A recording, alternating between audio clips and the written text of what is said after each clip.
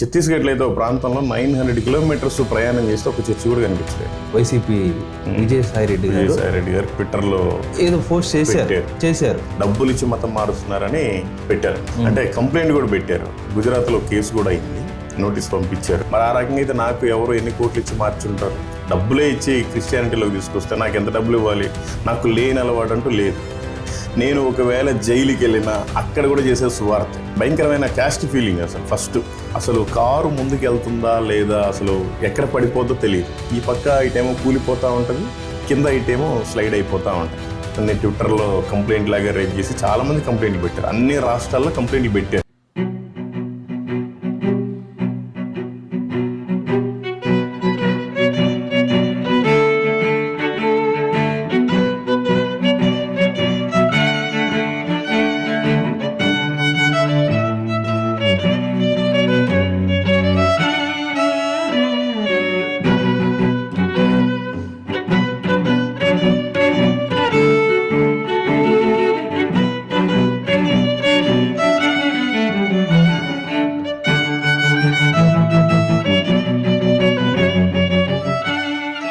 ప్రభువైన యేసుక్రీస్తు నామమునకు మహిమ ఘనత ప్రభావం కలుగును గాక. మీ అందరికీ వందనాలండి. మనతో ఉన్నటువంటి వ్యక్తి నేను కొత్తగా పరిచయం చేయడానికి ఏమీ లేదు, మీ అందరికి బాగా తెలుసు. రోజు ఏదో ఒక వీడియో మనం చూస్తూనే ఉంటాం బ్రదర్ చేసినటువంటి పరిచర్యలు.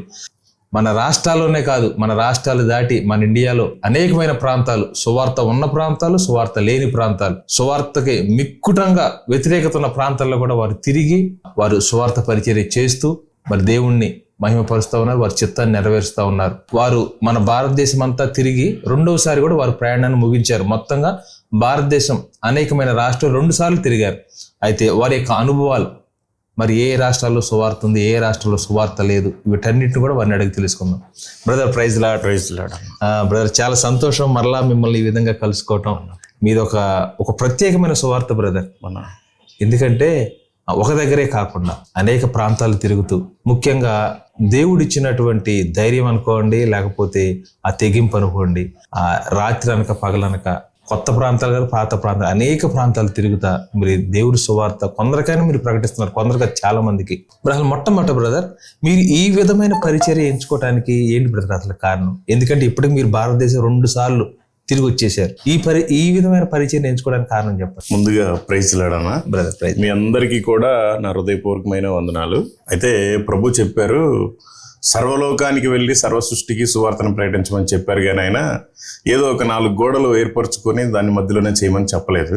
ఆ వాక్యం నాకు బాగా నేను అనుసరించుకున్నాను దాన్ని. అందుకని నేను నలుమూలలో వెళ్ళి చేయడానికి ఇష్టపడ్డాను. ఓకే. ఇక్కడ ఏంటంటే యేసు ప్రభు అంటే వాళ్ళు నమ్మినా నమ్మకపోయినా చాలా మందికి తెలుసు, అందరికి ఆల్మోస్ట్ 90% తెలుసు. అక్కడ అసలు 100కి 9 మందికి కూడా తెలియదు అసలు యేసు ప్రభు దేవుడు అని. కాబట్టి అక్కడ సువార్త కొరత ఉంది కాబట్టి అనేక ప్రాంతాల్లో ఆయా భాషల్లో పాంప్లెట్స్ ప్రింట్ చేసుకొని అందరికి కూడా ఇవ్వడానికని వెళ్ళామన్నాం. సుమారు ఎన్ని భాషల్లో మీరు పాంప్లెట్ ప్రింట్ చేయించారు బ్రదర్? అంటే ఒరియా ఒకటి ఉంది, ఇంకా తర్వాత only Hindi English. Only Hindi English అంటే అన్ని చోట్ల కూడా హిందీనే నడుస్తుంది. పంజాబీలో ఒకటి సపరేట్ గా ఉంటది, కాకపోతే వాళ్ళకి హిందీ అర్థం అవుతుంది. దాదాపుగా 4500 గ్రామాలు. ప్రతి గ్రామంలో ఆగటం, ప్రేయర్ చేయటం, ఎవరైనా కనిపిస్తే ఒక పత్రిక ఇచ్చి చెప్పేసి వెళ్ళిపోవటం. అంటే ఇప్పటికే మన భారతదేశం మొత్తంలోనే మన భారతదేశం మొత్తంలో ఫస్ట్ టైం అయిపోయింది. ఇప్పుడు రెండోసారి 7 సిస్టర్స్ అంటారు. అంటే సిక్కిము, మణిపూరు, మిజోరం, త్రిపుర, నాగాలాండ్, అరుణాచల్ ప్రదేశ్, ఇవి 7 కాకుండా అస్సాం, అవి 7 కాకుండా మిగతా అన్ని కూడా మళ్ళీ కవర్ చేసాం. అవి కూడా రేపు సమ్మర్లో వెళ్దామని ఆగాం. ఓకే. వీటన్ని ప్రాంతాల్లో తిరిగారు. ఆల్మోస్ట్ అన్ని తిరిగారు బ్రదర్. రాష్ట్రాలు ఇంకా కొత్తగా ఏమైనా తిరగాల్సింది ఉన్నాయా? తిరగాల్సిందంటే ఒక అండమాన్, లక్షద్వీప్. అది కారు వెళ్ళదు కాబట్టి నేను వెళ్ళలేకపోయాను. ఓకే. ఆ 2 ప్రాంతాలు ఉన్నాయి. Okay brother. అయితే మన సువార్త విషయంలో మీరు వెళ్ళిన ఏ రాష్ట్రమైనా సరే ఆ పరిస్థితులు ఎలా ఉన్నాయి? పరిస్థితులు చాలా తీవ్రంగా ఉంటాయి అన్న. ఇక్కడ ఆంధ్రప్రదేశ్లో ఏం ప్రాబ్లం ఉండదు, తెలంగాణలో కూడా ఏం ప్రాబ్లం ఉండదు. ఇక్కడి నుంచి దాటితే ఒరిస్సాలో అసలు చాలా ఘోరంగా ఉంటుంది పరిస్థితి. ఛత్తీస్గఢ్లో ఇంకా అంతకంటే దారుణంగా ఉంటుంది. ఇంకా ఒక్కొక్క స్టేట్కి వెళ్ళే కొద్దీ ప్రమాదం పెరుగుతూనే ఉంటుంది. ఇంకా అటు ఉత్తరాఖండ్లో అయితే ఇంకా అసలు మళ్ళీ సువార్తకని వెళ్తే మళ్ళీ రిటర్న్ వచ్చేది కూడా కష్టమే. అలాంటి ప్రాంతాలు కూడా ఉంటాయి అక్కడ. మీరు వెళ్ళారా?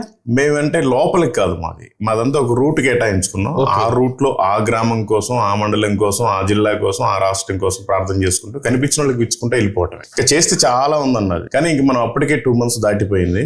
ఇప్పుడు ఒరిస్సా ఈ ప్రాంతాల్లో మత మార్పిడి బిల్లు వచ్చేసింది. 13 రాష్ట్రాల్లో వచ్చేసింది. ఇప్పుడు అక్కడ చర్చెస్ ఉన్నాయా బ్రదర్? అక్కడ చర్చెస్ అంటే ఇప్పుడు ఇక్కడ మనకి 1 kilometer వెళ్తే కనీసం ఒక 4-5 చర్చిలు కనిపిస్తాయి. ఛత్తీస్గఢ్లో అయితే ఒక ప్రాంతంలో 900 kilometers ప్రయాణం చేస్తే ఒక చర్చి కూడా కనిపించలేదు. 900 kilometers అలా ఉంది. చర్చిలు చాలా తక్కువ ఉన్నా కూడా డినామినేషన్ RCM చర్చిలు ఉంటాయి ఎక్కడో, వాటిని కూడా ఎవరు పట్టించుకునే వాళ్ళు లేరు. చాలా కష్టమైన పరిస్థితి. అయితే కొంతమంది మిషనరీలు తెగించి వెళ్ళి సేవా పిలుపుని బట్టి వాళ్ళు అక్కడే చేస్తున్నారు. చాలా మందిని కొట్టి జైళ్ళల్లో వేస్తున్నారు. ఇప్పుడు ఏంటంటే చట్టం జస్ట్ కరపత్రిక ఇస్తున్నట్టుగా చూసినా చాలు, వాళ్ళు తీసుకెళ్లిపోయి లోపలికి చేస్తున్నారు. నాన్ అవైలబుల్ వారెంట్, 7 సంవత్సరాలు జైలు శిక్ష, 10 లక్షలు జరిమానా అని పెట్టారు. ఓకే, చాలా మంది తెలుగు వాళ్ళని కూడా వేశారు. కొంతమందికి అయితే అసలు 1.5 year అయినా కూడా ఇంకా బెయిల్ కూడా రాకుండా అట్లాగే ఉండేవాళ్ళు కూడా ఉన్నారు. తర్వాత బ్రదర్, ఇప్పుడు మీరు తిరిగిన రాష్ట్రాల్లో సువార్త మనకులాగా స్వేచ్ఛగా ప్రకటించబడుతున్న రాష్ట్రాలు ఏమైనా ఉన్నాయా? లేదన్న. ఒక పంజాబ్లోనే క్రిస్టియానిటీ ఉంది, నార్త్ ఇండియాలో. అక్కడ కూడా లా ఉంది, కన్వర్షన్ లా ఉంది. కాకపోతే అక్కడ అంత ఎఫెక్ట్ లేదు, ఎందుకంటే క్రిస్టియన్స్ ఎక్కువ ఉన్నారు అక్కడ. ఇంకా మిగతా రాష్ట్రాల్లో అయితే అసలు చాలా దారుణం. అసలు తెలియని వాళ్ళకేమో అసలు తెలియదు యేసుక్రీస్తు అంటే ఎవరు, యేసు మసీహు అని అంటారు వాళ్ళు. కాబట్టి మనం వివరంగా ఫస్ట్ నుంచి చెప్పాలి. అంటే నాకు అంతగా హిందీ రాదు, నేను గూగుల్ ట్రాన్స్లేట్ చేసి మన తెలుగుని వాళ్ళ భాషలో కన్వర్ట్ చేసి వినిపించేవాడిని. అప్పుడు ఓహో అని నవ్వుకుంటా బైబిల్ ఇస్తాం, హిందీ బైబిల్ పత్రిక ఇస్తాం. మీరు చేస్తున్న ఈ ప్రయాణంలో కరపత్రికలు ఇస్తూ ఉంటారు కదా, యేసు క్రీస్తు అంటే తెలియని ప్రజలు మీకు ఎదురయ్యారా? చాలా మంది కోనే యేసు మసీహు కోనే అంటారు వాళ్ళు. వాళ్ళకి అసలు తెలియదు. వాళ్ళకి అప్పుడు సువార్త చెప్తారు. చెప్పాము ఇలా నోటి మాటతోటే ప్రభు అన్ని కలుగు చేశాడు. ఆ తర్వాత మానవుడిని నిర్మించాడు. మానవుడు దేవుడికి దూరం అయిపోయాడు. మనం ఏదో కోళ్ళు మేకలు కోసుకుంటాం కాదు, మీ ఏరియాలు కూడా కోసుకుంటారు కదా. ఇట్లా దేవుడే మానవ రూపంలో భూమి మీదకి వచ్చి మన కోసమే ప్రాణం పెట్టాడు. ఆయన మళ్ళీ తిరిగి లేచాడు. చాలా మంది ఉన్నారు, తిరిగి లేచిన వాళ్ళు ఎవరు లేరు, ఆయన ఒక్కడే ఉన్నాడు. ఆయనే నిజమైన పరమాత్ముడు. మనమంతా ఆయన నమ్ముకుంటే మనం పరలోకం వెళ్తాం. చనిపోయిన తర్వాత 2 ఉంటాయి. మీది ఏ కులమైనా, ఏ మతమైనా, మీది ఏ భాష అయినా నిజమైన దేవుడు యేసుక్రీస్తే. ఆయన నమ్మితేనే నీకు పరలోకం, లేదంటే భయంకరమైన నరకం ఉంది. అక్కడ అగ్ని ఆరదు, పురుగు చావదు. మేమైతే వెళ్ళిపోతున్నాం, మీరు నమ్మితే నమ్మండి, లేకపోతే లేదు. మీకు చెప్పడం వల్ల మాకేం లాభం లేదు, మీకు చెప్పకపోవడం వల్ల నాకేం నష్టం కూడా లేదు. కాకపోతే నేను ఒకప్పుడు ఇలా బ్రతికేవాడిని, నేను ఇప్పుడు దేవుడిని తెలుసుకున్న తర్వాత ఇంత హ్యాపీగా ఉన్నాను. ఇదే మీకు కూడా రావాలని నేను మీకు చెప్తానని చెప్పేది ఎక్స్ప్లెయిన్ చేసేసి వెళ్ళిపోతా ఉంటారు. ఇప్పుడు మీరు తిరిగిన రాష్ట్రాల్లో సేవా పరిచర్యలు ఎలా ఉన్నాయి బ్రదర్? అంటే ఉన్న చోట పరిచర్య ఉన్న చోట ఎలా ఉన్నాయి బ్రదర్? అప్పుడు స్వేచ్ఛగా ఆరాధించగలుగుతున్నారా? స్వేచ్ఛ అంటే సొంత ఇల్లు కట్టుకొని ఒక మిషనరీ, నేను లాస్ట్ టైం వీడియో పెట్టారు రాజేష్ బ్రదర్. అవునవును. సొంత ఇల్లు కట్టుకొని దాంట్లో ఆరాధించుకుంటే ఆ టైంలో వచ్చి మొత్తం పగలు కొట్టి జుట్టు పట్టుకొని లాగి బూతులు తిట్టుకుంటా కొట్టేసి వెళ్ళిపోయి కేసు మళ్ళీ రివర్స్లో వీళ్ళ మీదనే పెడతారు. ఇంకా స్వేచ్ఛ అంటే ఎక్కడుంది? అసలు స్వేచ్ఛ లేదు. చాలా కఠినమైన పరిస్థితులు. కానీ అలాంటి చోటే సేవ చేయాలి. ఇక్కడేముంది? ఇక్కడ ఏమి చేసినా ఏం లేదు, చేయకపోయినా లేదు. అందరికీ యేసుక్రీస్తు దేవుడు అని తెలుసు. వాళ్ళు నమ్మినా నమ్మకపోయినా ఆయన దేవుడు అనేది తెలుసు చాలా మందికి. అక్కడ అసలు దేవుడు అనేది తెలియదు కాబట్టి అక్కడ కొరత ఉంది, వెళ్ళాలి. సరే, మన రాష్ట్రాల్లో మిగతా రాష్ట్రాలతో పోల్చుకుంటే పర్వాలేదు, స్వేచ్ఛ కొంచెం బాగానే ఉంది సువార్త ప్రకటించుకోవడానికి. ఇక్కడ పరిచర్యలు, సేవకులు మీరు చూసే ఉంటారు. దాదాపు మీరు పరిచర్య స్టార్ట్ చేసి ఒక 3 సంవత్సరాల పైన అవుతుంది అనుకుంటా. 4 సంవత్సరాలు దాటింది బ్రదర్. ఓకే, ఇక్కడ జనవరి 10వ తేదీకి 4 సంవత్సరాలు అయిపోయింది. ఇక్కడ పరిస్థితులు ఎలా ఉంది బ్రదర్? చెప్పండి, మీరు చూసిన చోట. ఇక్కడ పరిస్థితులు అంటే సర్వలోకానికి వెళ్ళి సర్వ సృష్టికి సువార్తను ప్రకటించుడి అన్న మాటను అసలు తీసి పక్కన పెట్టేశారు. వాక్యాన్ని పాస్టర్లు ఎవరు అనేక జనములను శిష్యులుగా తయారు చేయమని చెప్పారు. అయితే వీళ్ళు యేసు ప్రభుకు శిష్యులుగా చేయరు, వీళ్ళకి శిష్యులుగా చేసుకుంటారు. ఇంట్లో కూరగాయలు తేయడానికి, పాల ప్యాకెట్లు తేయడానికి, చర్చ్ అంతా క్లీన్ చేయడానికి, వాళ్ళ కార్లు తుడవడానికి, కార్లు డోర్లు తీయటానికి. ఇంకా మరి శిష్యులు ఎవరికి చేస్తున్నారు? అనేక మంది జనాలను శిష్యులుగా తయారు చేసి అనేక చోట్లకు పంపిస్తే వాళ్ళు కూడా వెళ్ళి నలుమూలలో వెళ్ళి సువార్త ప్రకటిస్తారు. అలా వీళ్ళు శిష్యులను వీళ్ళకి చేసుకుంటున్నారు. కానీ దేవుడికి కనుక శిష్యులు తయారు చేస్తే చాలా బాగుంటుంది. కాబట్టి ఇక్కడ ఎవరు సరిగ్గా చేయట్లేదు. అంత స్వార్థం, అంత లగ్జరీ నడుస్తుంది. ఇప్పుడు సేవ ఏం నడవట్లా, లగ్జరీ నడుస్తుంది. ఈ మాట కోసం చాలా మంది విమర్శలు కూడా చేస్తారు. అయినా కూడా వాస్తవం అంటే నేను చేస్తున్నాను కాబట్టి నాకు మాట్లాడే హక్కు కూడా ఉంది. దేవుడు చెప్పాడు, గద్దించమన్నాడు, బుద్ధి చెప్పమని చెప్పాడు వాక్యం. కాబట్టి ఎన్నిసార్లు నేను నా వీడియోస్లో గద్దిస్తున్నా బుద్ధి చెప్తున్నా కూడా ఇంకా నా మీదకే రివర్స్లో ఉంటారు. కానీ వాళ్ళైతే సర్వలోకానికి కాదు కదా, కనీసం పక్కన ఊర్లో కూడా సువార్త ప్రకటించరు.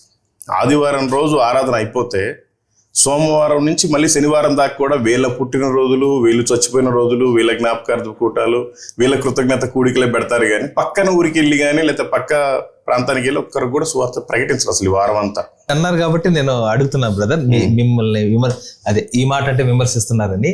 అంటే నాకు కూడా కొంతమంది చెప్పిన, అంటే సేవకులు చెప్పింది ఏంటంటే, బ్రదర్ వస్తే వాక్యం చెప్తారు కానీ వాక్యంతో పాటు ఎక్కువ మొహమాటం లేకుండా విమర్శిస్తున్నారు, అది కొంచెం బాగలేదని అంటున్నారు. అది మీ దాకా వచ్చిందా?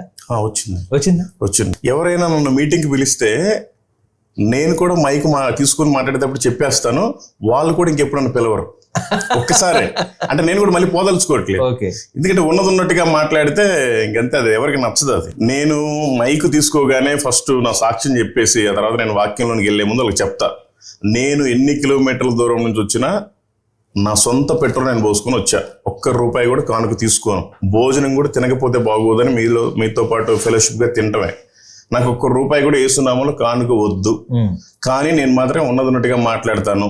మీకు ఓకే అయితేనే నేను మాట్లాడతాను. అందరితో చేతులు ఎత్తించిన తర్వాతే నా ప్రసంగాన్ని స్టార్ట్ చేస్తాను. నేను కానుకలు తీసుకోను, ఇచ్చినా నేను రిటర్న్ ఇచ్చేసి వెళ్ళిపోతాను. బలవంతంగా ఇస్తే తప్ప, లేకపోతే నేను అసలు ఎక్స్పెక్ట్ కూడా చేయను. ఎక్కర్లేదు, నేనేం పెద్ద పాస్టర్ని కాదు, పెద్ద ఇంటర్నేషనల్ స్పీకర్ని కాదు. నాకు అసలు వాక్యం చెప్పడం రాదు.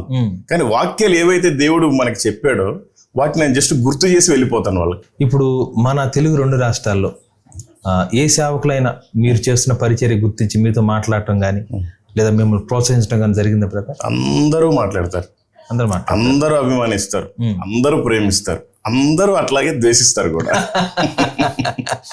అంటే నేను అనుకుంటాను, నన్ను ద్వేషించినప్పుడు పక్కనే యేసు ప్రభు వారిని ద్వేషించారు, నన్ను ద్వేషించేది ఏముంది. మన రాష్ట్రంలో ఎవరు ఎక్కువగా మీతో కొంచెం పరిచయంగా ఉంటారు బ్రదర్? కాంటాక్ట్ లో అందరూ పరిచయంగానే ఉంటారు. ఇంకా పెద్ద వాళ్ళు అంటే వాళ్ళంతా సెలబ్రిటీలు అన్న, వాళ్ళు పాస్టర్లు కదా, వాళ్ళంతా సెలబ్రిటీస్ తోటి మనకేం పని ఉంటది? మనతోటి ఎవరైతే మాట్లాడతారో, నా పని నచ్చి మాట్లాడే వాళ్ళతో నేను మాట్లాడతాను. నేను కూడా వాళ్ళ పరిచయాన్ని అభిమానిస్తాను. ఇంకొకటి బ్రదర్, ఈ మధ్య ఒక చిన్న ఇష్యూ ఒకటి మీ మీద వచ్చింది. ఏది మన వైసీపీ విజయసాయి రెడ్డి గారు ట్విట్టర్ లో ఏదో పోస్ట్ చేశారు. అది మీ పేరు మెన్షన్ చేస్తాం. అది ఏంటారు బ్రదర్ అసలు అది ఇష్యూ ఏంటి చెప్పండి. ఏంటి అంటే, గత 2 శతాబ్దాలుగా అసలు మత మార్పిట్లకి అడ్డుకట్ట వేయలేకపోతున్నాం, ఇప్పటి నుంచైనా సరే అడ్డుకట్ట వేయాలి అని డబ్బులు ఇచ్చి మతం మారుస్తున్నారని పెట్టారు అన్నమాట. అంటే కంప్లైంట్ కూడా పెట్టారు. గుజరాత్ లో కేసు కూడా అయింది, నోటీస్ పంపించారు. అయితే ఏంటంటే, ఒక అతను రోడ్డు మీద వెళ్తా ఉన్నాడు, చెప్పులు లేకుండా వెళ్తా ఉన్నాడు, ఒక జెండా పట్టుకొని. ఆయన యాక్చువల్గా క్రిస్టియన్, ఎవరో చెప్పారని ఏదో ఎక్కడికో నడిచి పాదయాత్రలాగా వేరే టెంపుల్కి ఏదో వెళ్తున్నాడు, హిందూ టెంపుల్కి.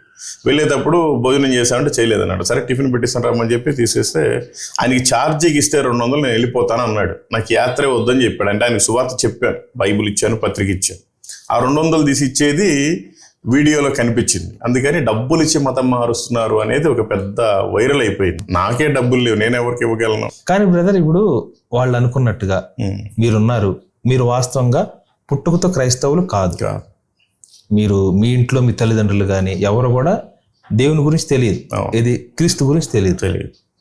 ఇప్పుడు ఇది నిజమేనంటారా? డబ్బులు ఇచ్చి కానీ లేదా ప్రలోభ పెట్టి కానీ. ఇప్పుడు అంటే ఏమంటారంటే, ఎవరికన్నా ఆరోగ్యం బాగలేకపోతే అక్కడికి వెళ్ళి క్రీస్తు బాగు చేస్తాడని చెప్పి నమ్మించి క్రైస్తవంలోకి తీసుకొస్తున్నారు అంటారు, లేదా ఏదైనా డబ్బులు ఇచ్చి మతం మారుస్తున్నారు అంటారు. ఇది ఎంతవరకు నిజం బ్రదర్? అదంతా అసలు ఫేక్ అన్న, తప్పది. ఎక్కడ సంతోషము సమాధానం లేదు. యేసు ప్రభు వారే నిజమైన దేవుడిని నమ్మిన తర్వాత మాత్రమే నాకు చాలా సంతోషంగా ఉంది. ఈ సంతోషమే అందరికీ రావాలి అని నేను ప్రకటిస్తూ ఉంటాను. కానీ మరి ఆ రకంగా అయితే నాకు ఎవరు ఎన్ని కోట్లు ఇచ్చి మార్చుంటారు? డబ్బులే ఇచ్చి క్రిస్టియానిటీలోకి తీసుకొస్తే నాకు ఎంత డబ్బులు ఇవ్వాలి? నాకు లేని అలవాటు అంటూ లేదు. నేను ఎప్పుడు చనిపోయేవాడిని, దేవుడు బ్రతికిచ్చాడు కనుక నేను బ్రతికి సాక్ష్యమైన చెప్పగలుగుతున్నాను.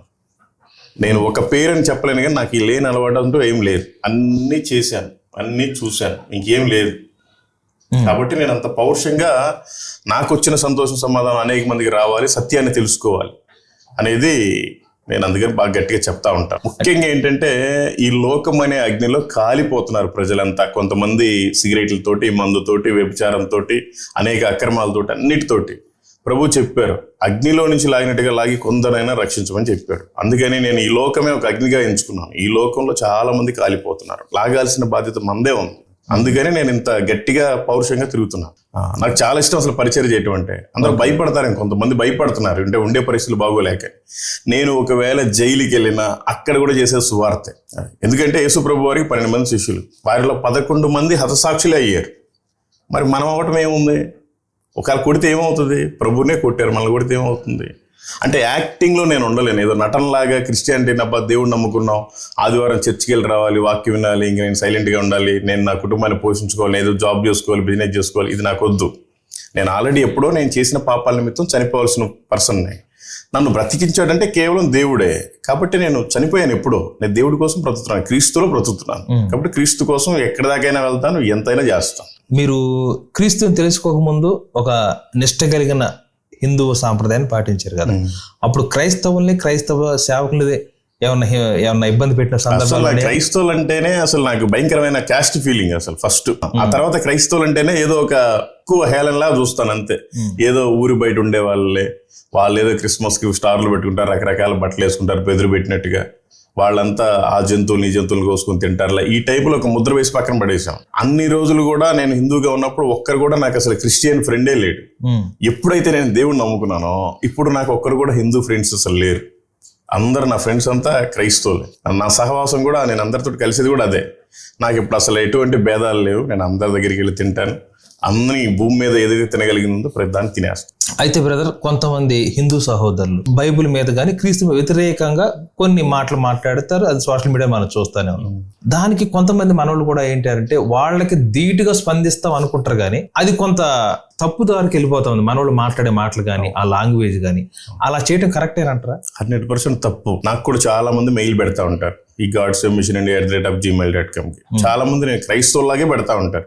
వాళ్ళకి ఫోన్ చేయగానే పచ్చి బూతులు తిడతా ఉంటారు. మీరు కూడా చూసారు, నేను 4-5 వీడియోలు అప్లోడ్ కూడా చేసి. కొంతమంది లేడీస్ తోటి అయితే పచ్చి బూతులు తిట్టిస్తున్నారు. వాళ్ళ పక్కన వాళ్ళ హస్బెండ్ వాళ్ళ బ్రదర్స్ ఎవరో ఉండి కూడా. అయినా కూడా వాళ్ళకి ధీటుగా సమాధానం చెప్పడం కాదు, కానీ ప్రేమగా వాళ్ళు అడిగిన ప్రతిదానికి నేను వాక్య రూపంలోనే సమాధానం చెప్పి లాస్ట్ చివరికి బూతులు తిట్టిన వాళ్ళు ప్రేయర్ చేసుకునే కాడికి వచ్చి. అంటే మనం చెప్పే విధానంలో బాగుంటది, కానీ ఏదో వాళ్ళని ఆపోజిట్ గా మాట్లాడాలి అంటే అది సమయం సందర్భం చూసుకొని మాట్లాడాలి, కానీ అందరికీ అదేలాగైతే కష్టం అయిపోతుంది. తర్వాత మీ నెక్స్ట్ స్టెప్ ఏంటి బ్రదర్? ఇప్పుడు రెండోసారి కూడా మన ఇండియా అంతా తిరిగేసి వచ్చేసారు. మీ తర్వాత తదుపరి భవిష్యత్ ప్రణాళిక?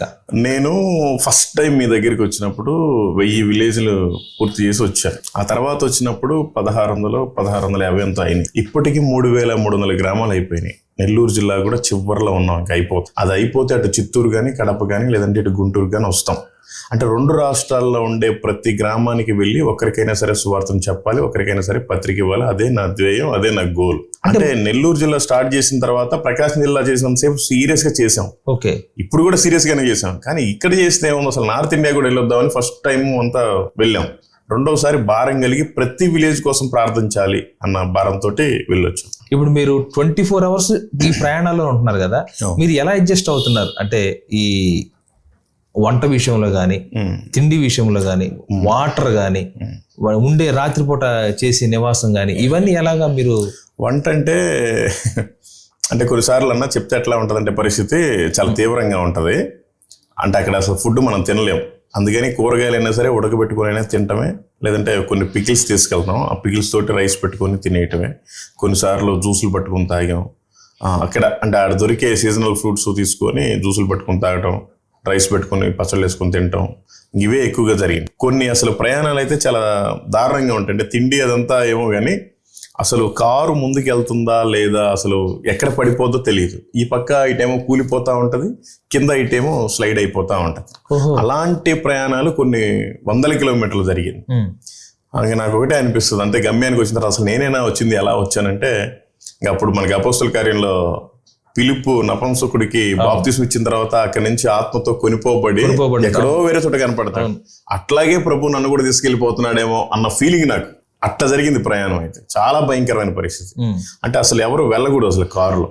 ఎవరన్నా చూడాలి అనుకుంటే ఫ్లైట్లో వెళ్ళిపోయి చూడటం, సువార్త పరిచర్య చేయాలనుకుంటే ఫ్లైట్లోనో లేదా ట్రైన్లోనో వెళ్ళిపోయి ఆ ప్రాంతాల్లో 1-2 రోజులు హోటల్లోనో ఇక్కడ ఉండి ఆ పరిసర ప్రాంతాలు చేయాలి, కానీ ఎవరు కూడా రోడ్డు మార్గానంటే వెళ్ళకూడదు. అది నేను ఇచ్చే సజెషన్ అన్నమాట. ఓకే, ఎందుకంటే కొన్ని 100 కార్లు, లారీలు, బస్సులు అన్ని లోపలికి వెళ్ళిపోతూనే ఉంటాయి. ఎవరు ఇన్సూరెన్స్ వాళ్ళు కూడా వచ్చి క్లెయిమ్ చేయరు, ఎందుకంటే అది తీయలేని పరిస్థితి. ఆ దూరంలో ఉండి వాళ్ళు బైనోక్లియర్లు పెట్టి ఆ నంబర్ రాసుకొని ఇదేనా కాదని రాసుకుని వెళ్ళిపోవడం, ఇన్సూరెన్స్లు కూడా పైనే ఉంటాయి, లోపల నుంచి తీసే పరిస్థితి ఏమి ఉండదు. అలాంటి కొన్ని వందల వేల కార్లు ఉంటాయి ఇక్కడ, మనకు కనపడే వందలు ఉంటాయి. అంటే ఇంకా అంతకుముందు పడిపోయిన వేలన్నీ ఇంకా మట్టి పడి అది ఇది పోయి ఉంటాయి అన్నమాట. ఖచ్చితంగా ప్రతిరోజు ఒక కారు అయినా లోపలికి వెళ్ళిపోద్ది. అంటే 2 సార్లు కూడా ప్రభు కృపతోటే మేము ఇంకా చాలా పరిచర్య చేయాల్సిన భారం ఉంది కాబట్టి మా మీద ప్రభు మమ్మల్ని కాపాడడం నేను అనుకుంటున్నాను. అలా ప్రమాదానికి ఎప్పుడన్నా అంటే దగ్గరికి వెళ్ళిన సందర్భాలు ఉన్నాయి బ్రదర్? ఉన్నాయి, కానీ ఎప్పుడు అసలు ఎటువంటి ప్రాబ్లం జరగలేదు. ఎలా బ్రదర్ మరి ఇప్పుడు మనం ఒక ఊరు దాటి ఇంకొక ఊరు దాటి వాటర్ తాగితే మనకి దగ్గు జలుబు వచ్చేస్తా ఉంటది. మీరు స్టేట్లు దాటి వెళ్ళిపోయి ఎలా దీన్ని మెయింటైన్ చేస్తారు? ఫస్ట్ టైం వెళ్ళినప్పుడు అయితే అసలు నాకు చలి అంటే బాగా ఇష్టం. నేను అసలు స్వెటర్ కూడా వేసుకోలేదు, టీ షర్ట్ మీద తిరిగా ఫస్ట్ టైం వెళ్ళినప్పుడు. అందుకని ఆ లంగ్స్ పట్టేసింది బాగా. 2 నెలలు బాగా సఫర్ అయ్యాను, దగ్గు జలుబు. అసలు ఆయాసం కూడా శ్వాస తీసుకోవడానికి కూడా చాలా ఆయాసంగా ఉండేది. కానీ 2వ సారి వెళ్ళినప్పుడు కొంచెం మంకీ క్యాబ్ అది పెట్టుకున్నాం, బాగానే ఉంది. దేవుడి దగ్గర అయితే అసలు ఇంతవరకు ఎటువంటి ప్రాబ్లం లేదు. అంటే ఎందుకు వచ్చామా ఇక్కడికి అన్న ఫీలింగ్ అయితే ఎప్పుడు కలగల. ఇంకా చేయాలన్న ఇదిలోనే ఉంది అక్కడ. నిజంగా సువార్త వాళ్ళకి అవసరం. వాళ్ళకి అసలు దేవుడు అంటే ఎవరో తెలియదు. వాళ్ళు కొంతమంది ప్రకృతినే నమ్ముతారు, కొంతమంది వాళ్ళ సాంప్రదాయాలను నమ్ముతారు. అటు బాగా ఉందన్నమాట, లదాఖ్, కాశ్మీర్ వైపు, అటువైపు. బ్రదర్ ఇప్పుడు ఇటు అంటే మనకు కనిపించే అంటే ఈ సిటీస్, టౌన్స్, విలేజెస్ లోనైనా లేకపోతే ఇప్పుడు ట్రైబల్స్ ఏరియాలు కూడా చాలా ఉన్నాయి, అటు కూడా ఏమైనా వెళ్ళే ప్రయత్నం ఏమన్నా? మేము ఎప్పుడు హైవేని సెలెక్ట్ చేసుకోలేదు. లోపల నుంచే వెళ్తా ఉంటాం. ఓకే. అంటే అలా అని రిమోట్ ప్లేస్లోకి కాదు, ఒక రకమైన రోడ్లో. అంటే మనకు కొత్త అంటే ఇంకోటి ఏంటంటే ఇక్కడ మనం ఏ వెహికల్ కనిపించినా, ఏ స్టేట్ కనిపించినా మనం మంచిగానే చూస్తాం. వాళ్ళు కూడా మన సహోదరులే ఆ భావంతో చూస్తాం. వాళ్ళకి ఏపీ వెహికల్ కనిపిస్తే, ఏపీటీఎస్ వెహికల్స్ కనిపిస్తే ఒక చీప్ గా చూస్తారనమాట. వీళ్ళంతా సౌత్ ఇండియా వాళ్ళు, మనం టార్గెట్ చేసే వాళ్ళు కూడా ఉంటారు. చాలా చోట్ల మోసాలు కూడా చేయడానికి ట్రై చేస్తారు. కొన్ని ప్లేసుల్లో మనం నైట్ వెళ్తానే ఉంటాం, గ్లాస్ మీద కోడిగుడ్లు పగలు కొట్టేస్తారు. కొన్ని చోట్ల కింద చైన్లు వేసేస్తారు పంచర్లు పట్టడానికి. అంటే వాళ్ళది ముందు ఒక బ్యాచ్ అట్లా ఉంటుంది. అంటే అటువైపు అంతా కూడా అదొక టైప్ లో ఉంటారు జనాలంతా. ఏం దొరుకుతుందా లాగుదా అన్నట్టుగా చూస్తారు. అందులో మన సౌత్ ఇండియా వెహికల్స్ చూస్తే వాళ్ళకి చాలా అలుసు అన్నమాట. ఈ ప్రభు కాపాడుతా అలాగే నడిపిస్తా ఉన్నాడు. ఇప్పుడు అపోస్తలులంతా ఎలా చేశారు, అప్పట్లో ఏముంది, ఎన్ని ప్రాంతాలకు వెళ్ళిపోయారు, అసలు ఎంత పరిచర్య చేశారు. మాదిరికరం. నాకైతే పౌలు గారు మాదిరికరం. నేను ఆయన్ని ఫాలో అవుతాను. అంటే నేను జీసస్ మనకి దేవుడు అని చెప్పాడు, కానీ సువార్త విషయంలో మాత్రం నేను పౌలు గారినే ఫాలో అవుతాను. తర్వాత బ్రదర్ ఇప్పుడు మీరు ఈ ప్రయాణిస్తున్న ప్రయాణాల్లో మన తెలుగువారు కొందరు తెగించి బయటకు వెళ్ళి సువార్త పరిచర్యలు చేస్తూ ఉన్నారు. అంటే బాగా నిబంధనలు ఉన్నటువంటి పరిసరాలు చేస్తూ ఉన్నారు. అలాగే మీకు పరిచయం వాళ్ళు ఎవరైనా ఉన్నారా? ఉన్నారు, మిషనరీస్. చాలా మంది మిషనరీగా పనిచేస్తున్నారు. పాపం తినడానికి కూడా తిండి లేదు, వాళ్ళకి ఎవరు సపోర్ట్ చేసేవాళ్ళు కూడా లేరు. ఫస్ట్ ఏమో మేము సపోర్ట్ చేస్తాను పంపించే వాళ్ళు కొంతమంది ఉన్నారు.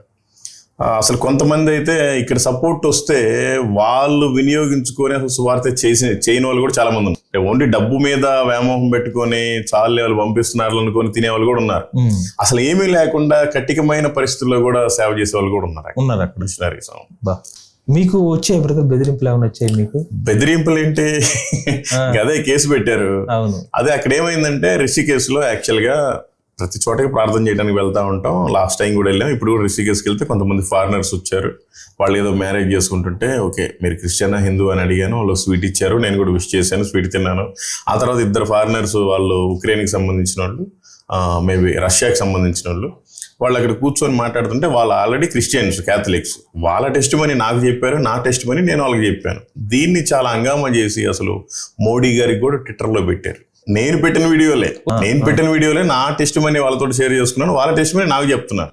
దాన్ని నేను వీడియో అప్లోడ్ చేస్తే అన్ని కట్ చేసుకొని మొత్తం ట్రోల్స్ చేసి అన్ని ట్విట్టర్లో కంప్లైంట్ లాగా రేజ్ చేసి చాలా మంది కంప్లైంట్లు పెట్టారు. అన్ని రాష్ట్రాల్లో కంప్లైంట్లు పెట్టారు. ఏం కాదు, అయితే ఏమవుతుంది, మా అంటే జైల్లో వేస్తారు. వేసినా మనం ఖాళీ కూర్చున్న వాళ్ళం కాదు. మన అపోస్తులు, మన పెద్దలు ఏమైతే చేశారో మనం కూడా అదే చేస్తాం. తర్వాత బ్రదర్ ఆ టైంలో మొట్టమొదటి మీరు సువార్త ప్రారంభించిన దినాల్లో కొందరు మిమ్మల్ని చూసి ప్రేరేపించబట్టి సువార్త చేస్తా ఉన్నారు, ఈ విధంగా చేస్తా ఉన్నారు. అలాగే నిలకడగా చేస్తున్నవారు ఉన్నారు బ్రదర్? ఇప్పటికి కూడా 100 మంది ఉన్నారు.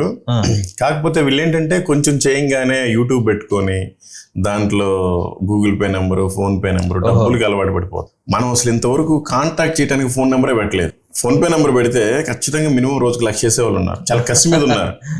నా నంబర్ కోసం చాలా మంది కసిగా ఉన్నారు. ఓకే, నేను ఫోన్ పే నంబర్ ఇవ్వకపోవటమేమో కానీ నా కోసం లక్షల మంది ప్రార్థన చేసి ఉన్నారు. వాళ్ళ ప్రార్థన ద్వారా మాత్రమే ఇంత పరిచర్య చేయగలుగుతున్నాం. అసలు కార్పొరేట్ పాస్టర్లు అదే చేస్తున్నారు, వీళ్ళు ఈ మధ్య సువార్త చేసేవాళ్ళు కూడా ఇదే చేస్తున్నారు. దేవుడి మీద డిపెండ్ అయ్యి మనం ప్రార్థనాపూర్వకంగా విశ్వాసంతో సువార్త పరిచర్య చేస్తే ఆయన నమ్మదగిన వాడు. ఆయన ఇచ్చే జీతం మనకు కావాలి, ఆయన పెట్టే కూడు మనకు కావాలి. కానీ మనం ఫోన్ పేలు గూగుల్ పేలు పెట్టుకుంటే వేస్తారు, ఎవరో ఒకటి డబ్బులు వేస్తారు, తెల్లారు ఏదో రోగం వస్తుంది, అన్ని హాస్పిటల్కి పెట్టాలి. ఎందుకు? ఈ డబ్బులు సంపాదించుకోవాలని ఫోన్ పేలు గూగుల్ పేలు పెట్టే కాడికి వేరే బిజినెస్ జాబ్లో చేసుకోవచ్చు కదా. ఇంకా సువార్త అని ఒక పేరు పెట్టుకుని ఎందుకు రావాలి? మరి అట్లా అని మరి మీరు ఎలా చేస్తున్నారని కనుక మీరు అడిగితే, ప్రతిరోజు సువార్త చేయాలి అంటే ఇంచుమించు 26 రోజులకి 90,000 రూపాయలు ఖర్చు అవుతుంది. నేను ఒక్కసారి కూడా గూగుల్ పే ఫోన్ పే పెట్టలేదు. అయినా ప్రభు పోషిస్తానే ఉంటాడు. మనం ఏదో గూగుల్ పే ఫోన్ పే పెడితే అడుక్కున్నట్టుగా ఉంటుంది. దేవుడు కొంతమందికి మంట పుట్టిస్తాడు. ఆ మంటే ఈ సువార్త పరిచర్య జరుగుతూ ఉంటుంది. బ్రదర్, ఇప్పుడు ఈ 4 ఏళ్ల ప్రయాణంలో అంటే ఈ పరిచర్యలో కొన్ని సంతోషకరమైన విషయాలు ఉంటాయి, కొన్ని దుఃఖపడే విషయాలు ఉంటాయి. మీరు ఈ 4 ఏళ్ల ప్రయాణంలో మీరు బాగా బాధపడిన సందర్భం, మీరు బాగా సంతోషించిన సందర్భం ఏమున్నాయా? సంతోషం అయితే ప్రతిరోజు ఉంటుంది, కానీ బాధ అయితే మాత్రం దానికంటే ఎక్కువ ఉంటుంది. కానీ అవి చెప్పుకోలేము. కొన్ని చెప్పుకుంటాం, కొన్ని చెప్పుకోలేము. ఎందుకంటే దేవుడు పని చేస్తున్నాము అంటే సాతాను గాడు అసలు మనకి ఎప్పుడెప్పుడా బల్లెం పోవడానికి చూస్తూ ఉంటాడు. వాడు వేసే పోట్లు 1-2 కాదు. వేరే వాడైతే నిజంగా సూసైడ్ చేసుకుని చచ్చిపోతాడేమో. నాకున్న బాధలు, ఈ సువార్త పరిచర్య స్టార్ట్ చేసిన తర్వాత వచ్చిన బాధలకి వేరే వాడైతే నిజంగా చచ్చిపోవాడు. వాడు కనుక వాక్యం తెలియకపోతే. మనం ఇంకా వాక్యాన్ని నమ్ముతున్నాం కనుక చచ్చిపోయి సాధించేది లేదు. బ్రతికి క్రీస్తు కోసం ఏదైనా పోరాడదాం, కనీసం ఈ లోకంలో ఏం సాధించలేదు, ఆ లోకంలోనైనా సరే మనకు ఒక చిన్న స్థలం అన్నా కావాలి అని నేను పోరాడతాను. ఈ భూమి మీద నాకు ఒక ఇంచు కూడా స్థలం లేదు. నాకు ఒక్కటి కూడా అసలు నా పేరు మీద అసలు ఏమీ లేదు. నాకు అసలు ఈ భూమి మీద ఏం వద్దు కూడా. ప్రభు చెప్పాడు, మీరు ఈ లోకంలో ధనమును సమకూర్చుకోవద్దు, మీరు పరలోకంలో మీ ధనాన్ని సమకూర్చుకోండి. ప్రతిరోజు పోతున్నాను, నేను పరలోకానికి సంబంధించిన ధనాన్ని సంపాదించుకుంటున్నాను. అది లాస్ట్ టైం చెప్పినట్టుగా ఒకరోజు వెళ్తున్నాను ఇసుకని తెచ్చుకుంటున్నాను, ఒకరోజు వెళ్తున్నాను సిమెంట్ని తెచ్చుకుంటున్నాను, ఒకరోజు వెళ్తున్నాను సిమెంట్ కంకర అన్నీ తెచ్చుకుంటున్నాను. నా బిల్డింగ్ నేను అక్కడే కట్టుకుంటున్నాను. నాకు అక్కడే కావాలి, ఇక్కడ వద్దు. ఎందుకంటే నేను ప్రయాణాల్లో ఎన్నోసార్లు నిద్రపోయినాను, ఎన్నోసార్లు పెట్రోల్ బంకులో నిర్మానుష్యంగా పడుకున్నాను. ఎవడో చేంజ్ చేస్తే ఏముంది? అసలు ఎప్పుడో చచ్చిపోయేవాడిని. ఇంకా చచ్చిపోతే నా ఇల్లు అంతా ఇక్కడ వదిలిపెట్టి నేను వెళ్ళిపోతే ఏం ఉపయోగం? నాకు అందుకని అక్కడ కావాలి ఇల్లు. నాకు అసలు ఇక్కడ ఏం వద్దో వద్దు. ఇక్కడ ఇల్లు కట్టుకోవాలి అంటే ఎక్కువ రోజులు కూడా పెట్టక్కర్లేదు. ఒక్క వారం రోజులు డిస్ప్లే చేస్తే చాలు నా phone pay number, Google pay number. అంతమంది వేసేవాళ్ళు ఉన్నారు. నాకు ఇల్లు అయిపోద్ది, కానీ అవసరం లేదు నాకు. అట్లా ఆ డబ్బులతోటి నేను సువార్త చేయాల్సిన పని లేదు.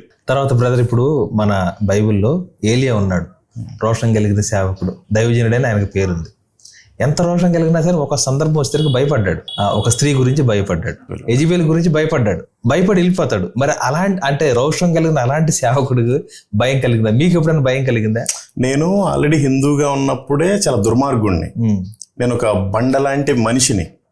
దేవుడు ఆ బండని తీసేసి ఇప్పుడు మంచి హుక్కు ఐరన్ పెట్టాడు. నాకు అసలు భయం అనేది లేదు. సువార్త విషయంలో అయితే అసలు భయమే లేదు. నేను ఖచ్చితంగా ఉన్నట్టే మాట్లాడతాను. క్రైస్తవుల దగ్గర అయితే మాత్రం ఖచ్చితంగా ఉన్నట్టుగానే వాక్యం చూపించే మాట్లాడతా. ఒక్క చిన్న పిట్ట కథ కూడా చెప్పను నేను. అసలు ఈ బుర్ర కథలు, అరికథలు అసలే చెప్పను. చిన్న పిట్ట కథ కూడా నేను ఎగ్జాంపుల్ కూడా చెప్పను. ఖచ్చితంగా వాక్యాన్ని చూపిస్తాను, వాక్యాన్ని రిఫరెన్స్గా వాళ్ళకి చూపించి నేను దాన్ని బట్టే మాట్లాడి గద్దిస్తాను, హెచ్చరిస్తాను, వెళ్ళిపోతాను. అంతేగాని నేను అసలు భయపడేదంటే ఏం లేదు. సువార్త చెప్పాలి, అన్యులకేమో సువార్త చెప్పాలి, క్రైస్తవులకేమో బుద్ధి చెప్పాలి. బ్రదర్, ఇప్పుడు మీరు ఇలా చేస్తున్నప్పుడు అంటే మీరు ప్రకటించుకుంటూ వెళ్ళిపోతున్నారు. కొందరిలో మార్పు వచ్చిందా లేదని మనకు తెలియదు, అంటే మీరు వెళ్ళిపోతుంటారు కాబట్టి. అలా మార్పు చెందినటువంటి వాళ్ళు ఎవరైనా ఉన్నారా? నా ఫోన్ నెంబర్ ఎవరి దగ్గర ఉండదు, నాకు మెయిల్ చేయాల్సిందే. దానికి మెయిల్ చేసినప్పుడు నేను కాంటాక్ట్ చేస్తాను. చాలా మంది నేను తిరిగేదంతా కూడా విలేజెస్లో కాబట్టి ఎవరికి చదువు రాదు, ఎవరి దగ్గర పెద్ద ఫోన్లు ఉండవు, వాళ్ళు మెయిల్ చేయలేరు. నాకు చేసిన కొద్ది మందిలో 79 మంది బాప్తీసం తీసుకున్నారు ఇలా ప్రకటించడం వల్ల. ఒక్కసారి చెప్తే పాంప్లెట్ తీసుకుని కూడా బాప్తీసం తీసుకున్న వాళ్ళు ఉన్నారు. ఇప్పటి వరకు అంటే నాకు తెలియకుండా ఎంతమంది తీసుకున్నారో నాకు తెలియదు. బ్రదర్, ఇప్పుడు దేవుడు ఇచ్చినటువంటి యవ్వన కాలం ఉంది, అలా సువార్త చేస్తూ వెళ్ళిపోతూ ఉన్నారు. మరి కొంతకాలం అయిపోయిన తర్వాత మనం బలహీనం కాబట్టి మన ఓపిక అంతా నశించిపోతూ ఉంటుంది.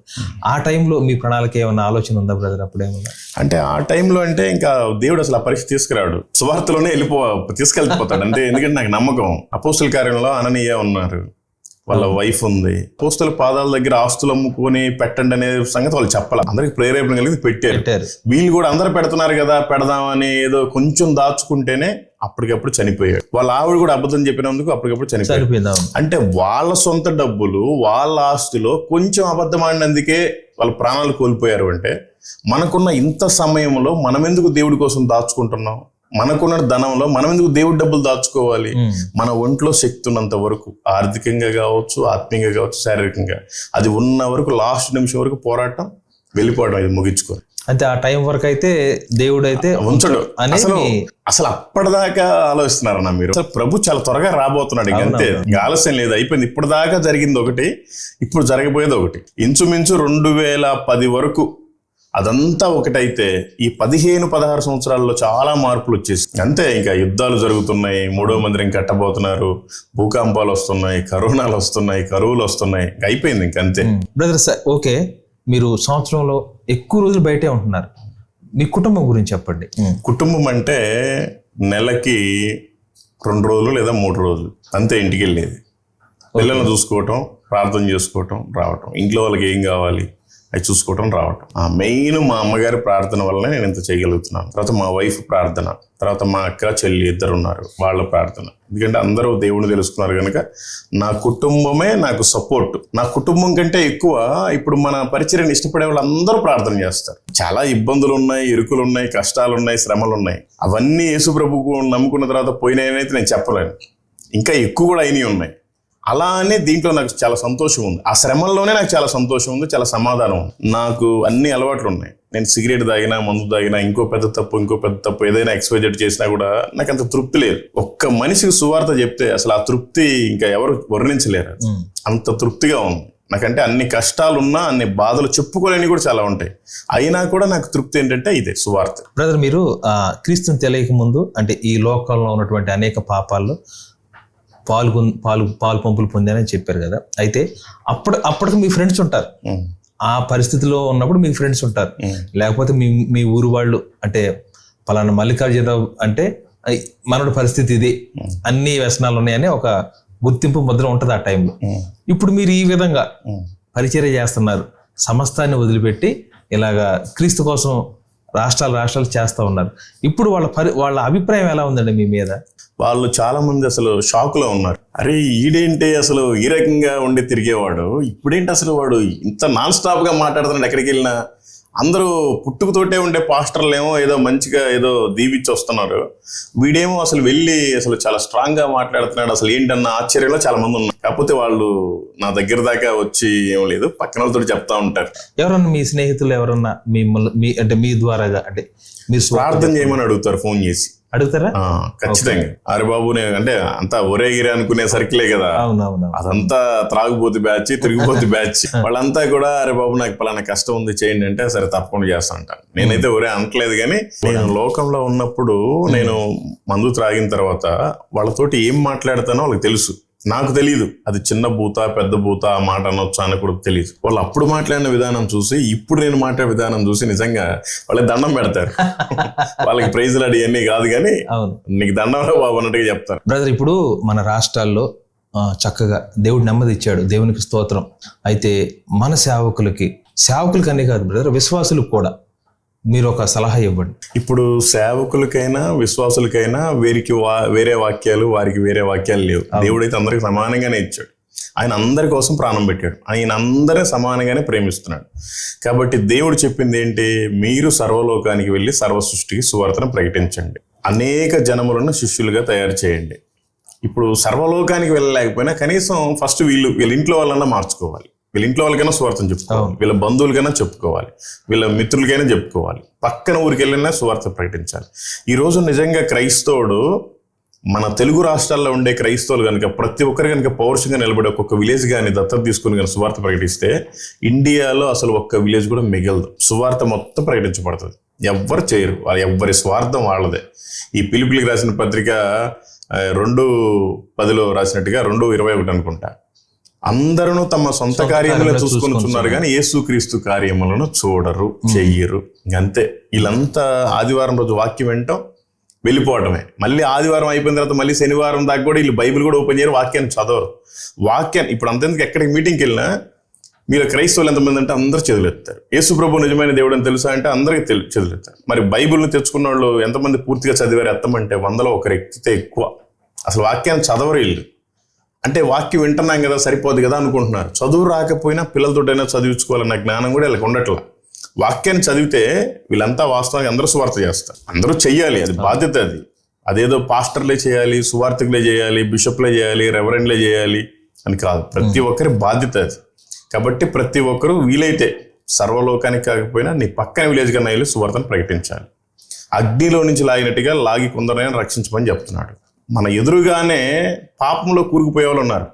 వాళ్ళకి సువార్త చెప్పకపోతే నిజంగా మనల్ని అసలు ఆయన నిర్దోషిగా ఎంచడు. అసలు మనకి ఎప్పుడు ఆశీర్వాదాలు కావాలి, బ్లెస్సింగ్స్ కావాలి. అవే కానీ ఒక్కటి కూడా హెచ్చరికల్ని గద్దించేవి మనం తీసుకోము. ప్రతి క్రైస్తవుడికి ఈ లోకంలో నిన్ను వలె నీ పొరుగు వారిని ప్రేమించాలి, అనేక మందికి సువార్తను ప్రకటించాలి, అగ్నిలో నుంచి లాగి నిలబెట్టాలి.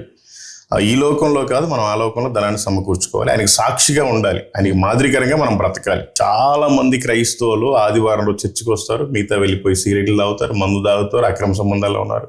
కొంతమంది ముఖ్యంగా దైవజనులు కూడా అక్రమ సంబంధాల్లోనే ఉన్నారు. రీసెంట్గా మా ప్రకాశం జిల్లాలో ఒక అతన్ని చంపేశారు. అతను పెళ్లి కాకుండా సమర్పించుకున్నాడు, దేనికో లోబడిపోయి ఒక ఆమెతోటి ఇల్లీగల్ కాంటాక్ట్ లో ఉన్నాడు. ఒక రోజు వాళ్ళంతా చూసి మొత్తం కొట్టారు, హాస్పిటల్లో జాయిన్ చేశారు, నెక్స్ట్ చనిపోయాడు. ఆ కొట్టిన వాళ్ళందరినీ జైల్లో వేశారు. ఇప్పుడు ఇంకా స్టిల్ జైల్లో ఉన్నారు. 90 days బెయిల్ వస్తుంది. ఎంతసేపటికి నీకు అద్భుతం జరుగుతుంది, ఈ అద్భుతం జరుగుతుంది, పేరు పెట్టి పిలవడాలు, అట్టిపళ్ళు వేపల పళ్ళు ఇవ్వడాలే ఇవే వీళ్ళకి నచ్చుతున్నాయి. కానీ వాక్యం చదువుకుంటే దేవుడు ఈ రోజు నాతోటి ఏం మాట్లాడతాడు అన్న బాధ్యతను వీళ్ళు మర్చిపోయారు. ముందు ఒక పెద్ద పాస్టర్కి ఎవరికైనా ఫోన్ చేసి, అయ్యా నేను చిన్న సేవకుడు, నేను కూటాలు పెట్టుకున్నాను రమ్మంటే ఎంతమంది వస్తున్నారు అని అడుగుతారు. అంటే 1,00,000 మంది మీటింగ్ వస్తే 1,00,000 మందిని మార్చేసి వెళ్ళిపోతాడు ఆయన. దేవుడు కదా మార్చేది. 10 మంది వచ్చినా, 4 వచ్చినా, ఎంతమంది వచ్చినా వెళ్ళాలి కదా. ఆ తర్వాత ఆయన పెట్టేసిన తర్వాత మళ్ళీ పక్కన పిఏ ఫోన్ చేస్తాడు. పిఏనో వాళ్ళ అసిస్టెంట్ పాస్టర్, ఆయన శిష్యుడు ఫోన్ చేసి, అయ్యా పాస్టర్ గారు నాటుకోడి తింటాడు, బాయిలర్ కూడా తినడు, ఆయనకి చేపలు కావాలి, మటన్ కావాలి, ఇది పరిస్థితి. అక్కడ రూమ్లో అడ్జస్ట్ అవ్వడం కష్టం, మంచి హోటల్ చూడండి. ఇంకా అన్న ఎక్కడ ఉంటే మేము అక్కడే ఉండాలి, కాబట్టి అన్నతో పాటు ఉంటే మాకు డిస్టర్బెన్స్, ఆయనకు కూడా డిస్టర్బెన్స్, ఆయన ప్రార్థన చేసుకోవాలి, కాబట్టి మాకు కూడా ఒక రూము. ఇలా పిలిచిన సేవకుడి మీదే భారం పెడుతున్నారు. కానీ నేను ఇది కూడా నా బాధ్యత, వాళ్ళేదో సువార్త పెట్టుకుంటున్నారు, వాళ్ళ మనం బలపరచాలి, మనం ఉచితంగా పొందుకున్నాం, ఉచితంగా ప్రకటించేసి వెళ్ళిపోవాలన్న బాధ్యత ఒక్కరికి లేదు. ఇప్పుడు నేను ఎలా చేస్తానంటే, వాళ్ళు కానుక ఇవ్వడం తర్వాత సంగతి, ఈ పొయ్యి వచ్చినందుకు నాకు 10,000 రూపాయలు అవుతుంది పెట్రోల్కి, డీజిల్కి. అంటే బాధ్యత ఉంది కాబట్టి అది కూడా నా పనే, అది దేవుడి పని, మనం అంతా చెయ్యాలి అనేది నా భావన. అలాగే అందరు కూడా చేస్తే బాగుంటుంది. అందులో అందరూ ఒక నెగిటివ్ ముద్ర వేసుకుంటున్నారు. పాస్టర్లు అంటే ఇంకా ఓన్లీ దశంభాగాల కోసమే సేవలు చేస్తున్నారు, కానుకల కోసమే మీటింగ్లకి వెళ్తున్నారు అనేది ఒక టాక్ అయిపోయింది. వీళ్ళు వాక్యం చూపిస్తారు, పనివాడు జీతానికి పాత్రుడు అని. ఎక్కడ జీతానికి పాత్రుడు? ఆయన దగ్గర జీతానికి పాత్రుడు. నువ్వు ఆయన పని చేస్తావు, నీకు ఆయన ఇస్తాడు. ఆయన చెప్పాడు కదా ప్రకటన గ్రంథంలో, ఇదిగో నేను త్వరగా వచ్చుతున్నాను, వాని క్రియలు చొప్పున జీతం నా దగ్గర ఉంది, నేను తీసుకొని వస్తున్నాను. మరి ఆ జీతం కోసం చూడాలి. కానీ ఈయన పాపం కూలి పని చేసుకున్నాడో, ఇంకే పని చేసుకున్నాడు, ఏదో చిన్నగా పరిచయం చేసుకున్నాడు, చిన్న కూటం పెట్టుకుంటుంటే నువ్వు ఎంత ఇస్తావని ఫోన్ చేపిస్తే ఎక్కడి నుంచి తెచ్చి ఇవ్వాలి ఆయన? మొన్న ఇంకో బ్యాచ్ ఉంది, ఇది పాస్టర్లకు ఖచ్చితంగా తెలియాలి. మొన్న నాకు తెలిసిన బ్రదరు ఒక మందిరాన్ని ప్రారంభించుకున్నాడు చిన్నగా, ఒక 4 రేకులు వేసుకొని. ఆయన పిలిచింది ముగ్గురు పాస్టర్లని. 45 మంది పాస్టర్లు వచ్చారు. ముగ్గురిని పిలిస్తే 45 మంది పాస్టర్లు వచ్చారు. అంటే ఒక మీటింగ్ కి 45 మంది పాస్టర్లు. మీరు అంటే ఏదో పెద్ద పెద్ద సభలు అయితే చూస్తుంటారు, చిన్నదానికి ఎవరు రారు. ఎందుకు అంటే ఆ బ్యాచ్ అంతా అలవాటు పడిపోయింది. ఎక్కడ మీటింగ్కి వెళ్ళిపోయినా మనకి భోజనం పెడతారు, మంచిగా మర్యాద ఇస్తారు, పోయేటప్పుడు 200 రూపాయలు కానుకిస్తారు. ఈ 200 కోసమే గడ్డి తింటున్నారు వీళ్ళు. ఇలాంటి పాస్టర్లు చాలా మంది ఉన్నారు. ఏదైనా ఒక సేవకుడిని పిలిచారనుకోండి, అంటే బాగా వాడబడే సేవకుడిని పిలిచారనుకోండి, ముందు కొంత రేట్ చెప్తారు, తర్వాత లేదు అంటే ఇంకొక రేట్ చెప్తారు. మొత్తానికి ఏదో అటు చేసి ఇటు చేసి దానికైతే రాము, దీనికైతే వస్తామని చెప్పి మొత్తానికి ఏదో చెప్తారు. అలా బేరం కుదిరిన తర్వాత అప్పుడు వెళ్తారు. అలా వెళ్ళి ప్రసంగం చేసినప్పుడు ఆ ప్రసంగం ఫలించింది బ్రదర్? ఫలించదు. నువ్వు ఆశపడి దేని మీద మనసు పెట్టి వచ్చావు? కానుక మీద మనసు పెట్టి వచ్చావు. మరి దేవుడు ఎట్లా కార్యం చేస్తాడు? నీ ద్వారా దేవుడు మాట్లాడాలి. నీ ద్వారా దేవుడు మాట్లాడాలంటే నువ్వు మనుషుల మీద ఆధారం పెట్టుకుని వచ్చి, ఆ పాస్టర్ గారు 30,000 ఇస్తానన్నాడని, 20,000 ఇస్తానన్నాడని, 50,000 ఇస్తానని నువ్వు ఆయన మీద ఆ డబ్బు మీద మనసు పెట్టుకుని వచ్చావు. దేవుడు నీ ద్వారా ఎట్లా మాట్లాడతాడు? నాకు తెలిసిన ఇంకొక పాస్టర్ గారు ఉన్నారు, రీసెంట్గా మీటింగ్ పెట్టించాడు ఆయన, అంటే సభలు పెట్టించాడు. పాపం 150 మంది వచ్చారు. ఆ సభలకు రావడానికి ఎంత కానుకంటే ఆయన బాగా చెప్తాడు, అసలు అంతా ఇంకా ఉపన్యాసంలాగా చెప్తాడు. ఎంత అంటే మనోళ్ళు ఫోన్ చేస్తారులే బ్రదర్, కంగారేం పడబాక, నీకేం పెద్ద ఇబ్బంది ఏం పెట్టాలి అని చెప్పాడంట. ఆ తర్వాత వాళ్ళ పర్సన్ ఫోన్ చేసి, అన్న ఎక్కడికి వెళ్ళినా అన్న 50,000 తీసుకుంటాడు అన్న. నేను 50,000 ఇవ్వలేం కదన్నా, మేము చిన్న సేవకులం కంటే. మీరు చిన్న సేవకులనే పిలుచుకోవాలన్నా. మరి అన్నకి ఫార్చునర్ కారు ఉంది, నెలకి 45,000 ఈఎంఐ కట్టాలి. మరి ఎక్కడి నుంచి కట్టాలి? దేవుడు పని చేస్తేనే కదా, పనివాడి జీతానికి పదరు కదా. నేను అసలు ఫార్చునర్ కారు ఎవడు కొనమన్నాడు, ఈఎంఐలు పెట్టేది మీటింగ్లు పిలిచిన వాళ్ళ దగ్గర. ఇలాంటి వాళ్ళు కూడా ఉన్నారు. మళ్ళీ ఎంత పెద్ద ప్రసంగాలు చేస్తారంటే గంత అసలు వేద పండితులు చెప్పినట్టుగానే ఉంటది అనమాట. అలాంటి సేవకులు కూడా ఉన్నారు. తప్పు కదా అది. అయితే ఇంకోటి బ్రదర్, ఇక్కడ మనం ఇంకో విషయం కూడా మాట్లాడాలి. సరే, సేవకులను వాళ్ళని పక్కన పెట్టండి. ఇక్కడ పిలిచే సేవకులు ఉంటారు చూసారా, వాళ్ళలో కూడా ఒక స్వార్థం ఉంది. వాళ్ళకి స్వార్థం ఏంటంటే పెద్దవాళ్ళు పిలిస్తే చాలా ఎక్కువ మందిగా వీళ్ళేంటి తెలుసా, అంటే వీళ్ళలో కూడా ఉన్నారన్న, కరెక్టే. వీళ్ళు సొంతంగా వీళ్ళు సువార్తను ప్రకటించుకోరు, చాలా తక్కువ. అసలు సువార్తే లేదన్న మర్చిపోయారు. పాపం నిజంగా అంటే నాకు డినామినేషన్ భేదం లేదు, నేను అందరినీ ప్రేమిస్తాను. నిజంగా హెబ్రోన్ వాళ్ళు సువార్త చేసినట్టు వేరే వాళ్ళు ఎవరు చేయరు ఇంతకు ముందు. అవును. కానీ ఇప్పుడు వాళ్ళు కూడా భయపడి పాపం చేయట్లేదు. వాళ్ళని నిజంగా మనం మాదిరికరంగా తీసుకోవాలి. నేనైతే తీసుకుంటా. ఎందుకంటే వాళ్ళకి పెద్ద ఫీలింగ్ ఏమి ఉండదు, అబ్బా నన్ను ఎవరైనా చూస్తే ఏమైనా అనుకుంటారే అని. బైబులే చేత్తో పట్టుకొని రాకుండా వచ్చే విశ్వాసులు ఈ రోజుల్లో ఉన్నారంటే నన్ను ఎవరైనా చూస్తారేమోనని. వాళ్ళకి అసలు ఏమీ లేకుండా ఒక బ్యాగ్ వేసుకుంటారు, దాని మీద ప్రైజ్ లేడని రాసి ఉంటుంది, మంచిగా వెళ్ళిపోతారు, సువార్త చేస్తారు, ఆ తర్వాతే వచ్చి భోజనం చేసేవాడు. ఇప్పుడు అసలు సువార్త కరువు అయిపోయింది. వీళ్ళు అట్లాగే ఈ చిన్న సేవకులు కూడా సువార్తను ఎక్కడా చేయరు. పెద్ద సేవకుని కనుక పిలిపిస్తే ఈ మీటింగ్కి అందరూ వస్తారు. ఆ చర్చిలో వాళ్ళని లాక్కుందామా, ఈ చర్చిలో వాళ్ళని లాక్కుందామా అన్న ఆలోచనలోనే వీళ్ళు ఉన్నారు. కానీ మనం స్వయంగా సువార్త చెప్పి వాళ్ళని రక్షణలోకి తీసుకుని వద్దాం, పాపంలో నుంచి విడిపించనేది లేదు వీళ్ళకి. అయితే విషయం ఏంటంటే, పెద్ద పాస్టర్ని పిలిపిస్తే మనకి కానుకలు ఎక్కువ వస్తాయి, వాళ్ళ కానుక వాళ్ళకి బాగుంది, మంద కూడా మనకు వస్తుంది కదా అన్న స్వార్థం పిలిచే భ్రష్టు పట్టిన మనుషులు కూడా ఉన్నారు. వ్యాపారం చేస్తున్నారంటే వీళ్ళు. అంటే మళ్ళీ ఇంకోటి అన్న, సువార్త సభలను పెడతారు, స్వస్థత సభలను పెడతారు, ఆ సభ ఈ సభ XYZ అని పెడతారు. అక్కడికి నిజంగా 1000 మంది కనుక వస్తే 10 మంది కూడా హిందువులు రారు. అసలు అది సువార్త సభే కాదు అది. కానీ వీళ్ళ పేరు మాత్రం సువార్త సభ అని పెడతారు. వీళ్ళు పాంప్లెట్లు పంచేది ఎక్కడ, ఆ చర్చిలోకి వెళ్ళి ఆ పాస్టర్ గారికి ఇన్వైట్ చేస్తారు, అందరూ మీ వాళ్ళందరూ తీసుకురమ్మని ఈ పాస్టర్ గారికి ఇన్వైట్ చేస్తారు. ఇంకా ఆటోలకు డబ్బులు ఇస్తారు, ఒక్కొక్క ఆటోకి 1000 రూపాయలు. ఎంతమంది తీసుకొని వస్తారు అంతమందికి. అందుకని ఇట్లా అంతా రోజు రోజుకి దిగజారిపోతున్నారు. కానీ ప్రభువులో ఎదిగే వాళ్ళు చాలా తక్కువగా ఉన్నారు. కాబట్టి మారితే చాలా మంచిది. మేమైతే మందు తాగేటప్పుడు మాకు బ్రాండ్లు ఉండేవి, పలానా బ్రాండ్ నాది, పలానా బ్రాండ్ నాది.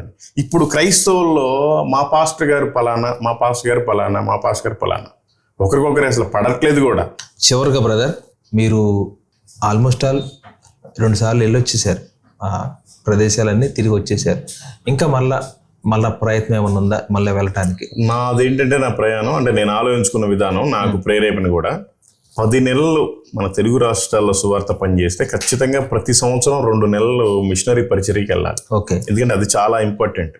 100 మంది చెవిటోడు ముందు శంఖ మూదినా ఏం ఉపయోగం లేదు. కానీ ఒక్కడికి వినపడేవాడికి మంచి మాటలు, వాడు కూడా వినగలిగిన గ్రహించగలిగిన శక్తి ఉండేవాడికి యేసు ప్రభు నిజమైన దేవుడు అని చెప్తే చాలా విషయం ఉంటుంది. వీళ్ళు మనోళ్ళు 100 మంది మీటింగ్లో కూర్చోబెట్టిన ఉపయోగం లేదు. కానీ ఒక్కడి ఎందుకు ఏమి తెలియని అతనికి సువార్త చెప్తే చాలా బాగుంటుంది. అందుకని నేను మిషనరీ పరిచర్య నిమిత్తం ప్రతి 2 నెలలకి, ప్రతి సంవత్సరానికి ఒక 2 నెలలు వెళ్దామని డిసైడ్ అయ్యి. బ్రదర్, నేను ఇంకోటి అడగటం మర్చిపోయాను మిమ్మల్ని. మీరు అంతకుముందు సినిమా ఫీల్డ్ లో కూడా వర్క్ చేశారు, అందులో కూడా కొంతమంది మీకు తెలుసు. వాళ్ళకి ఏమైనా సువార్త చెప్పే ప్రయత్నం చేస్తాను? మళ్ళీ అటువైపు వెళ్ళలేదు, ఇంకా ఆ ఫీల్డ్ దగ్గరికి వెళ్ళలేదు. ఏమైనా ఆలోచన ఉందా? ఎందుకంటే వాళ్ళు రక్షించబడితే మంచిది. నేను వంశీ గారి దగ్గర పనిచేశాను, వాళ్ళ ఇంట్లో ఒక మెంబర్ లాగా నన్ను చూసుకున్నారు. కాకపోతే నేను మళ్ళీ ఇంకెప్పుడు అటువైపు వెళ్ళలేదు. ఒకవేళ వెళ్ళే అవకాశం వస్తే తప్పనిసరిగా చెప్తాను. ఇప్పటి వరకు 3,12,000 మంది దాటినా కూడా నేను ఒక్కనే వర్క్ చేసుకునేది. కొంతమంది పిల్లలు వస్తూ ఉంటారు, ఇన్స్పైర్ అయ్యి వెళ్ళిపోతూ ఉంటారు. వచ్చిన వాళ్ళు కూడా ఎవరు ఫ్రీగా చేయరు. వచ్చిన వాళ్ళందరికీ నేను డబ్బులు ఇవ్వాలి. ఎడిటింగ్ ఎవరు చేయరు, నేనే చేసుకోవాలి. జస్ట్ తీయటానికి వచ్చిన వాళ్ళకి కూడా సువార్తని చాలా ఇంట్రెస్ట్ గా వస్తారు. కారులో ఎన్ని రోజులు పడుకుంటారు? ఒక రోజు పడుకుంటారు, 2 రోజులు పడుకుంటారు పెట్రోల్ బంక్ లో. అంటే అది ఉండాలి. ఆ జీలు ఉన్నోడే చేస్తాడు, కానీ అందరూ చేయలేరు. ఒక్కరినైనా సరే మీటింగ్లకు వెళ్ళిన వాళ్ళని, ఎందుకులే ఈ డబ్బులు, దేవుడి డబ్బులు ఈ హోటల్కి ఇటుకి ఎందుకు వేస్ట్, సువార్త పత్రికలు కొన్ని వస్తాయి, మరి ఇక్కడ నాకు బయట కారులో పడుకుందామని ఎవరైనా సేవకులను పడుకోమని చెప్పండి, పడుకో. నేను కారున్నా కూడా పెట్రోల్ అయిపోద్దని కింద చాపేసుకొని దోమతెర వేసుకొని పడుకుంటాను. అంటే మళ్ళీ ఏసీ వేస్తే అయిపోతుంది. అది నెక్స్ట్ డే జర్నీకి పనికి వస్తుంది. ఒక్కొక్కసారి రేపటికి పెట్రోల్ ఉండదు. ఈ రోజు రాత్రికి ఎవరికి మంట పెడతాడో తెలియదు ప్రభు. తెల్లారేసరికల్లా మంట అయిపోతే పెట్రోల్ కూడా ఫుల్ ట్యాంక్ అయిపోతుంది. బ్రదర్, ఇప్పుడు మీరు కారులో కూడా కాకుండా బయట పడుకుంటారు రాత్రిపూట, నిద్ర పడుతుందా బ్రదర్? అంటే నిద్ర అంటే మనం పగలంతా డ్రైవింగ్ చేసి మాట్లాడి పంచుంటాం కానీ అలసిపోయి ఉంటాం. బట్ అసలు ఇంకా అదే మన పెద్దోళ్ళు చెప్తా ఉంటారు కదా, ఆకలి రుచి అరగదు, నిద్ర సుఖం అరగదు. ఇక భయం గేమ్ ఏముండదు. ఏం లేదు. అంటే ప్రభు మనకి దూతల్ని కాపలా పెడతాడని నేను నమ్ముతాను. మనం నిద్రపోతుంటే ఆయన ఎంత వదిలిపెట్టేస్తాడా? మనం ఆయన పని చేస్తున్నాం, ఆయన మన కోసం నిద్రపోతుంటే కనీసం కాపలా పెట్టడా 2 దూతల్ని? ఇప్పుడు దూతలు చేసే పనిని నచ్చకనే మనల్ని తయారు చేసుకున్నాడు ఆయన. మనం మరి ఆయన రాజ్యాన్ని కడుతున్నాం, మరి ఆయన 2 దూతల్ని కాపలా పెట్టడా? అవును. అందరూ యెహోవా నా కాపరి అని రాసుకుంటారు.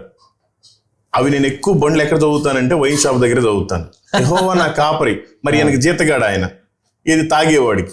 మరి నేను ఆయన పని చేస్తాను, నేను పడుకుంటే, నేను ఆయన పని చేసి కష్టపడి అలిసిపోయి పడుకుంటే మరి నాకు దూతను పెడతాడని నా నమ్మకం.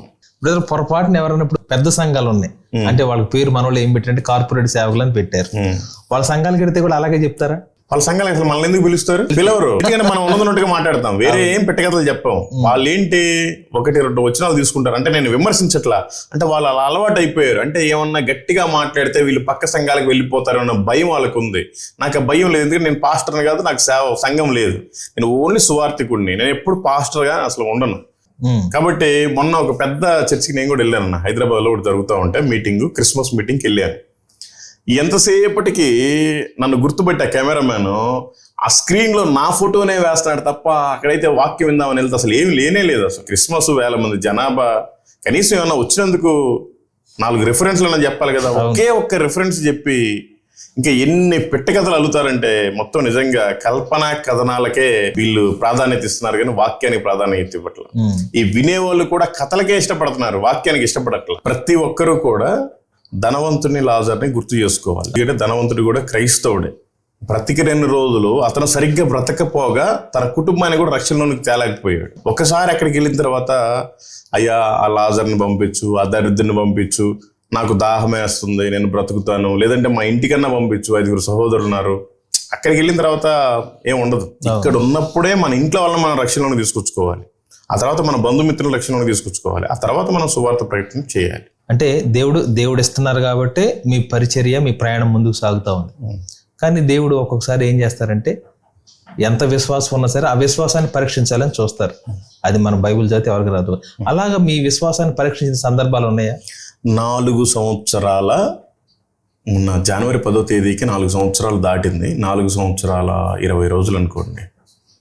4 సంవత్సరాల 20 రోజుల్లో ఒక్క రోజు కూడా నేను పత్రికలు లేక కానీ పెట్రోల్ లేక కానీ నేను సువార్తను అసలు ఆపలే ఇంతవరకు. ఇప్పుడు మా ఫాదర్ పెట్రోల్ బంక్ ఓనర్ కాదు, మా తాత బ్యాంక్ మేనేజర్ కాదు. మరి నాకు పెట్రోల్ ఎలా నడుస్తుంది, నాకు డబ్బులు ఎలా వస్తున్నాయి అంటే దేవుడు ఇస్తున్నాడు అంతే. అది ఎన్నో అద్భుతాలు, ఆశ్చర్యకారాలు ఆయన చేసిన ఆశ్చర్యకారాలు ఇంక నేను చెప్పలేను, వర్ణించలేను. ఇంకా నేను ఇంకా మీడియా ముందు చెప్పలేనివి చాలా ఆశ్చర్యకార్యాలు జరిగాయి. నా పరిచర్య ఎలా ఉంటుందంటే రోజు పొద్దున్నే 6 గంటలకల్లా స్టార్ట్ అయిపోతాం.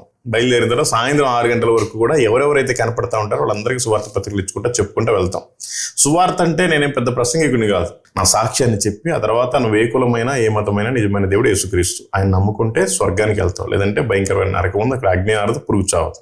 నీకు చెప్పడం వల్ల మాకెవరు డబ్బులు ఇవ్వడం, నాకేం లాభం లేదు, నీకు చెప్పకపోవడం వల్ల కూడా నాకేం నష్టం లేదు. నా పరిస్థితి ఒకప్పుడు ఇది, నేను ఇప్పుడు ఇలా ఉన్నాను, నేను ఒక త్రాగుబోతుని, తిరిగిపోతుంది, నీ ఇష్టం, నమ్మితే నమ్ము లేకపోతే నీ ఇష్టం అని చెప్పేసి బలవంతం ఏం లేదని చెప్పేసి ఒక పత్రిక ఇచ్చేసి ఆమె చదువు రాకపోయినా ఇంట్లో వాళ్ళు చదివించుకోమని వెళ్ళిపోతా ఉంటాం. ఎక్కడైతే జనాలు గుమిగూడు ఉంటారో అక్కడ మాత్రం మైక్ తీసి బాక్సు కారు పైన పెట్టి నేను కూడా లేచి నిలబడి మంచిగా మాట్లాడి వస్తాం. అయితే మనతో పాటు కొంతమంది పిల్లలు ఉన్నప్పుడు వీడియోలు తీస్తారు, వీడియోలు అన్ని తీయలేము కాబట్టి ఈ మధ్య ఎక్కువ పెట్టట్లేదు. ఎందుకంటే ప్రతి ఒక్కరు బెదిరించే వాళ్ళు అయిపోతున్నారు. ఇదిగో మత మార్పిడి జరుగుతుంది, డబ్బులు ఇచ్చి మారుస్తున్నారు, మా ప్రాంతాలకు వచ్చి చెప్తున్నారు. అందుకని వీడియోలు చాలా తగ్గించేసాం. ప్రతి క్రైస్తవుడు ఇదే ఆలోచించుకోవాలి. ఎక్కడి నుంచో ఇజ్రాయెల్ ప్రాంతం నుంచి తోమా గారు వచ్చి ఇక్కడ పరిచయం చేస్తేనే మనందరికీ యేసు ప్రభు అని తెలిసింది. ఎక్కడి నుంచో ఆస్ట్రేలియా నుంచి గ్రామ్ స్టెయిన్స్ గారు వస్తేనే ఆ ఏరియాలో సువార్త జరిగింది.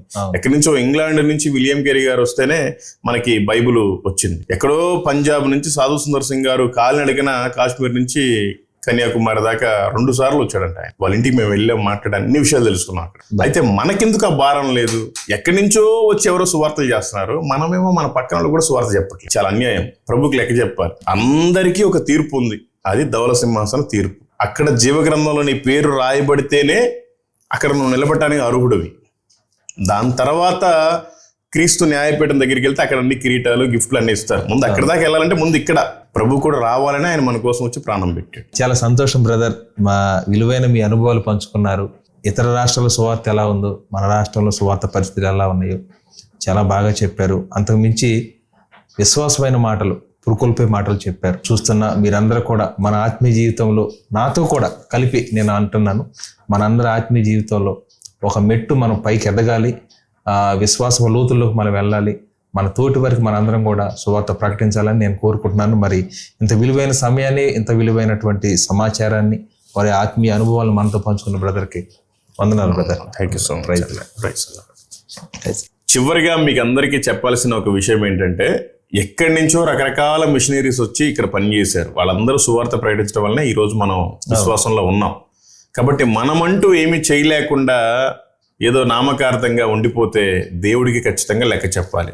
దేవుడు నీకు మంచి కుటుంబాన్ని, పిల్లల్ని ఎందుకు ఇచ్చాడో నువ్వు లెక్క చెప్పాలి. దేవుడు నీకు సంఘాన్ని ఎందుకు ఇచ్చాడో లెక్క చెప్పాలి. దేవుడు నీకు వ్యాపారాన్ని, ఉద్యోగాన్ని ఎందుకు ఇచ్చాడో నువ్వు లెక్క చెప్పాలి. ప్రతిదీ సమయంతో సహా చెప్పాలి. చెప్పలేని రోజున నీ ప్రయాణం నరకమే. కాబట్టి ఈ రోజున చనిపోతే రేపటికి 2, నువ్వు ఏ పని చేసినా చనిపోతావు. సువార్త ప్రకటిస్తే ఎవరో కొడతారు, ఎవరో తిడతారు, ఎవరో కేసులు పెడతారు, ఎవరో చంపేస్తారని నువ్వు కనుక భయపడితే, తోమా గారిని చంపేస్తారని ప్రభువుకు తెలీదా? ఆయన ఎందుకు పంపించాడు? విలియం కేరీ చనిపోతాడు, బైబిల్ని సగం కాలబెట్టేశారు, తర్వాత భార్య చనిపోయింది, పిల్లలు చనిపోయింది, అయినా కూడా ఆయన వచ్చి ఇక్కడ చనిపోతాడని ప్రభువుకు తెలీదా? ఎందుకు పంపించాడు? గ్రహం స్టెయిన్స్ని వాళ్ళ పిల్లలిద్దరిని కారులో కాలబెడతాడని ప్రభువుకు తెలీదా? ఎందుకు ఆయన పంపించాడు? యేసు ప్రభు వారికి 12 మంది శిష్యులు అయితే 11 మంది హతసాక్షులుగానే తయారయ్యారు. యూదా ప్రాంతంలో, యూదా వెళ్ళిపోయిన తర్వాత యూదా ప్లేస్లోకి వచ్చిన మత్తీయ కూడా గొడ్డలతో నరకబడి చనిపోయాడు. మరి నువ్వు ఏమీ కొట్టించుకోకుండా, తిట్టించుకోకుండా, అబ్బా నేను సుఖంగా ఉండాలి అనుకుంటే అది వ్యర్థం. కాబట్టి క్రిస్టియన్ జీవితం ఏంటంటే, ప్రతి ఒక్కరూ శ్రమతో కూడిన విశ్వాస పరిచర్య చెయ్యాలి. నామకార్థమైన పరిచర్య ఆయన నచ్చడు, ఆయన మెచ్చడు. కాబట్టి దయచేసి మీరంతా సర్వలోకానికి వెళ్ళి సర్వసృష్టికి సువార్తను ప్రకటించండి. అనేక మందిని అగ్నిలో నుంచి లాగినట్టుగా లాగి, కొందరైనా లాగి రక్షించండి. కోత విస్తారంగా ఉంది, పనివారు కొద్ది మందే ఉన్నారు. ఈ భూమి మీద ఏం సంపాదించుకోబాకు. నువ్వు వేసుకున్న చొక్కా, నువ్వు కట్టుకున్న చీర కూడా నీతో పాటు రాదు. కాబట్టి పరలోకంలో మన కోసం స్థలం ఉందా? ఖచ్చితంగా అందరికీ ఉంది. ఎప్పుడు? మీ పేరు జీవగ్రంథంలో రాయబడినప్పుడు. ఆధార్ కార్డు ఉందా, ఓటర్ ఐడి కార్డు ఉందా, బ్యాంక్ పాస్బుక్ ఉందా, లేకపోతే పాస్పోర్ట్ ఉందా, నేను వేరే దేశాలకు వెళ్ళానా, నాకు ఇంత డబ్బులు ఉన్నాయి, అది ఉంది, ఇది ముఖ్యం కాదు. ఇవన్నీ తీసి అసలు దెబ్బలో పెట్టేసేయండి. ప్రభు రాకడ సమీపించింది, జీవగ్రంథంలో మన పేరు ఉండాలి. ఆ విధంగా మీరంతా బ్రతకాలని నా హృదయపూర్వకంగా మిమ్మల్ని కోరుకుంటున్నాను. దేవుడు మిమ్మల్ని, మీ కుటుంబాలని, మీ సంఘాలని, మీ ప్రాంతాన్ని దీవించి ఆశీర్వదించును గాక. Thank you. Praise the lord. యేసయ్యా నీవు లేక ఉండలేముగా, నీవు తోడుంటే మా బ్రతుకు పండగేనుగా. యేసయ్యా నీవు లేక ఎండమావిగా, నీవు తోడుంటే మా గుండె నిండు బావిగా మలిగిన దీప